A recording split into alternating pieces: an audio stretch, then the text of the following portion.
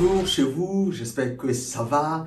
Heureux de vous retrouver encore aujourd'hui avec cette nouvelle vidéo qui a pour thème « N'aie pas peur de l'impossibilité ». N'aie pas peur de l'impossibilité, car l'impossibilité ne relève pas de toi. L'impossibilité relève de Dieu.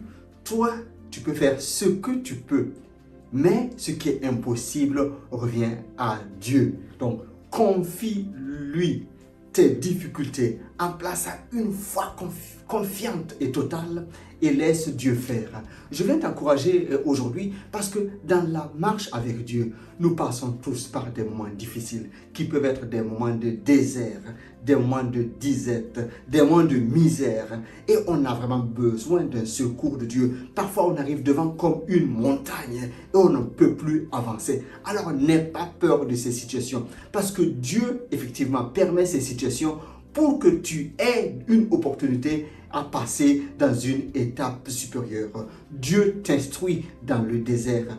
Dieu t'enseigne, il te qualifie afin que tu puisses passer d'une situation difficile à une situation où tu vois la main et la grandeur de Dieu. Comment pourras-tu témoigner du secours et de la grandeur de Dieu si tout ce que tu vis est à ta portée et tu gères avec ta simple force? Il faut que dans les situations difficiles, voire impossibles, tu puisses voir la main de Dieu intervenir de manière surnaturelle dans ta vie et que tu puisses considérer la grandeur et l'amour de Dieu pour toi. Vraiment, c'est ma prière pour toi que tu puisses, par ces difficultés, voir la grandeur de ton Dieu. Plus la difficulté est grande, plus tu verras la manifestation grande de ton Dieu. Je te partage ce que a vécu cette femme dans l'Ancien Testament, dans 2 Rois, en chapitre 4. La Bible nous dit que c'est une femme qui est veuve. Elle avait 2 enfants. Son mari est mort. Il était prophète. Il a laissé beaucoup de dettes. Alors cette femme s'est retrouvée dans un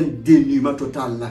Pas de secours à gauche, pas de secours à droite. Les créanciers sont venus pour prendre ses 2 fils pour vendre afin de rembourser la dette. Alors cette femme a tourné le regard vers Dieu au travers du prophète Élisée en criant au secours. Alors Élisée lui demande, qu'as-tu dans ta maison? Je n'ai rien qu'un peu d'huile. Élisée dit, ça suffit d'avoir un peu d'huile. Dieu va bénir cette huile-là. Alors va dans le voisinage, prends autant de vases, n'en prends pas un petit nombre que tu trouveras. Et cette femme a obéi. Et quand elle s'est enfermée dans sa maison, en versant le peu d'huile qu'elle avait, elle a rempli tous les vases. Donc autant qu'elle avait mis sa foi, elle a eu autant de vases remplis d'huile. Donc en un instant, les années de misère ont été transformées en un instant en années d'abondance, en une saison d'abondance.